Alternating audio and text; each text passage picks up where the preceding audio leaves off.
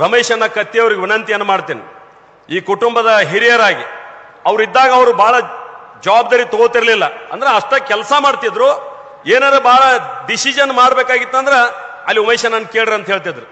ಹೀಗಾಗಿ ಅವರು ಬಹಳ ನಿರಾಳವಾಗಿದ್ರು. ನಾನು ಅವ್ರಿಗೆ ವಿನಂತಿ ಮಾಡ್ತೇನೆ, ಇವತ್ತು ಈ ತಾಲೂಕು ಅಷ್ಟೇ ಅಲ್ಲ, ಈ ಜಿಲ್ಲೆಯ ನೇತೃತ್ವವನ್ನು ಕೂಡ ವಹಿಸ್ಕೊಳ್ಬೇಕಾದಂತ ಸಂದರ್ಭ ಬಂತಂದ್ರೆ ತಾವು ಆ ಜವಾಬ್ದಾರಿಯನ್ನು ವಹಿಸ್ಕೊಳ್ಬೇಕಾಗ್ತದೆ. ಯಾಕಂತಂದ್ರೆ ಉಮೇಶಣ್ಣ ಕತ್ತಿ ಅವ್ರ ಮೇಲೆ ಇಟ್ಟಂತ ಪ್ರೀತಿಯ ಜನ ಇಡೀ ಜಿಲ್ಲೆಯಾದ್ಯಂತ ಅದಾರ. ಅದ್ರ ಉಪಯೋಗವನ್ನ ನಾವು ತಗೋಬೇಕಾಗ್ತದೆ, ಅವರಿಗೆ ನೇತೃತ್ವವನ್ನ ಕೊಡಬೇಕಾಗ್ತದೆ. ಭಗವಂತ ಸುದೈವದಿಂದ ನಿಮ್ಗೆ ಎಲ್ಲಾ ಅವಕಾಶಗಳನ್ನು ಕೊಟ್ಟಿದ್ದಾನೆ. ಆರ್ಥಿಕವಾಗಿ ಶಕ್ತಿವಂತರದಿರಿ, ನೀವು ಅತ್ಯಂತ ಸಜ್ಜನ ರಾಜಕಾರಣಿ ಆಗಿದ್ದೀರಿ, ನಿಮ್ಗೆ ಭಗವಂತ ಎಲ್ಲಾ ವ್ಯವಸ್ಥೆ ಕೊಟ್ಟ, ಜನ ಬೆಂಬಲದ, ಒಳ್ಳೆಯ ಮಾತುಗಾರರಾಗಿದ್ದೀರಿ, ಅಧ್ಯಯನ ಮಾಡಿದಿರಿ.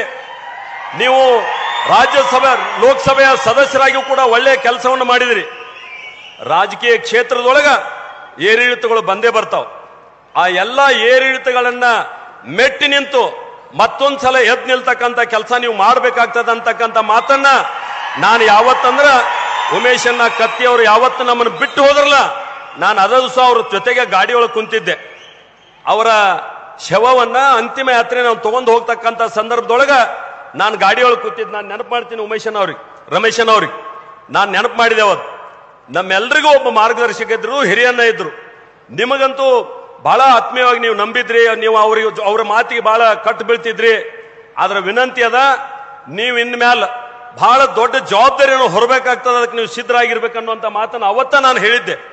ಆದ್ರೆ ಯಾಕೋ ಏನೋ ಗೊತ್ತಿಲ್ಲ, ಸ್ವಲ್ಪ ನಡು ಗ್ಯಾಪ್ ಆಯ್ತು. ಅವ್ರ ಮನಸ್ಸಿಗೆ ಬೇಜಾರು ಮಾಡಿಕೊಂಡು ಯಾವುದೋ ರೀತಿಯಿಂದ ಕುಂತರು.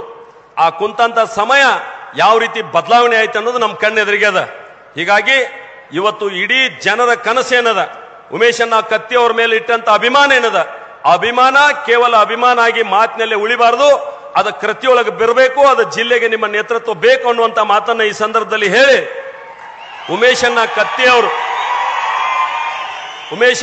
ಅವರು ನಮ್ಮ ಮಧ್ಯೆ ಇಲ್ಲದಿದ್ರು ಕೂಡ ಅವರ ಆತ್ಮ ನಮ್ಮನ್ನು ನೋಡ್ತಾ ಇದೆ, ನನ್ನ ಜನ ಏನ್ ಮಾಡ್ತಾ ಇದ್ದಾರೆ ನೋಡ್ತಾ ಇದೆ ಅನ್ನುವಂಥದ್ದನ್ನು ಕೂಡ ಇವತ್ತು ನೆನಪಿಟ್ಟುಕೊಂಡು ಅವರ ಆತ್ಮಕ್ಕ ನಾವು ಶಾಂತಿಯನ್ನ ಕೋರಬೇಕಾದ್ರೆ ಅವರಿಗೆ ನಾವು ಅವರು ಹಾಕಿಕೊಟ್ಟಂತ ಮಾರ್ಗದರ್ಶನದಲ್ಲಿ ನಡೆಯೋಣ ಅಂತಕ್ಕಂಥ ಮಾತನ್ನ ಹೇಳಿ